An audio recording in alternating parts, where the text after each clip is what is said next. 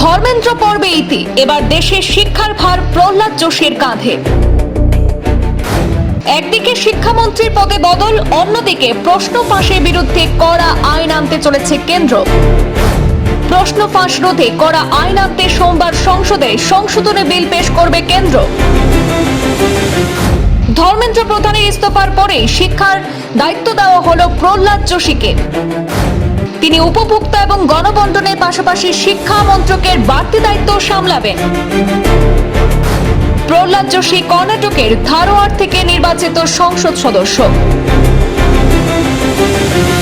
একদিকে শিক্ষামন্ত্রীর পদে বদল, অন্যদিকে প্রশ্ন ফাঁসের বিরুদ্ধে কড়া আইন আনতে চলেছে কেন্দ্র। আগামী সোমবার থেকেই সংসদে শুরু হতে চলেছে এই নিয়ে বড় আলোচনা, আর সেদিকেই নজর গোটা দেশে। ধর্মেন্দ্র প্রধানের ইস্তফার কয়েক ঘন্টার মধ্যেই আজকেই শিক্ষামন্ত্রীর নাম ঘোষণা করা হয়েছে।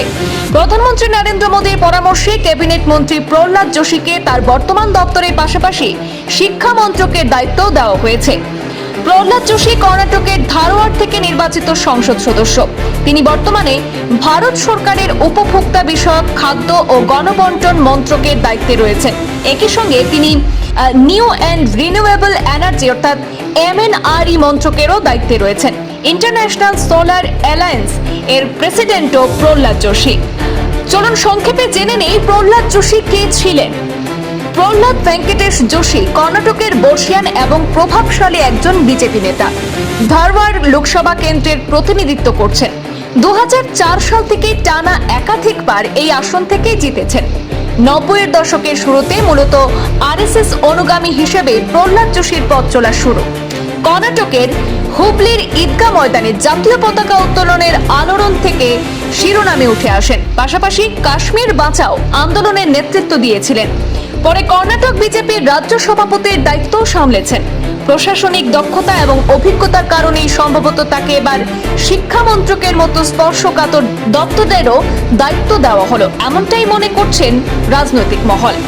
নিট ইউজি প্রশ্নপত্র ফাঁসের পর শিক্ষামন্ত্রীর ইস্তফার দাবিতে টানা আন্দোলন চালিয়ে যাচ্ছিল ককরোচ জনতা পার্টি। ধর্মেন্দ্র প্রধানের পদত্যাগের মাধ্যমে নিট ইউজি 2026 প্রশ্নপত্র ফাঁস নিয়ে সপ্তাহব্যাপী দেশজুড়ে আন্দোলনের নাটকীয় রাজনৈতিক পরিসমাপ্তি ঘটে। এদিকে প্রশ্নপত্র ফাঁস রুখতে নরেন্দ্র মোদীর সরকার যে কড়া অবস্থান নিতে চলেছে তা অবশ্য গত শুক্রবারে স্পষ্ট হয়েছিল। মন্ত্রিসভার বৈঠকে প্রশ্নপত্র ফাঁস সংক্রান্ত খসড়া বিলের অনুমোদনের 24 ঘন্টার মধ্যে কেন্দ্রীয় সরকার জানিয়ে দিল আগামী সোমবার সংসদে পেশ হবে সেই বিল। জানা গিয়েছে সোমবার লোকসভায় পাবলিক এক্সামিনেশন অ্যামেন্ডমেন্ট 2026 বিল পেশ করবেন কেন্দ্রীয় মন্ত্রী জিতেন্দ্র সিংহ। এই বিলটি আইনে পরিণত হলে প্রশ্ন ফাঁসের ঘটনায় অভিযুক্তদের আরও কড়া শাস্তি দেওয়া হবে। নিশ্চিত করা হবে ফাস্ট ট্র্যাক আদালতে এই সংক্রান্ত ঘটনার দ্রুত বিচারও। সূত্র বলছে যে এই বিল আইনে পরিণত হলে প্রশ্ন ফাঁস কাণ্ডে দোষীদের 10 বছর পর্যন্ত কারাদণ্ড হতে পারে, সঙ্গে 10 কোটি টাকা পর্যন্ত জরিমানা করা হতে পারে।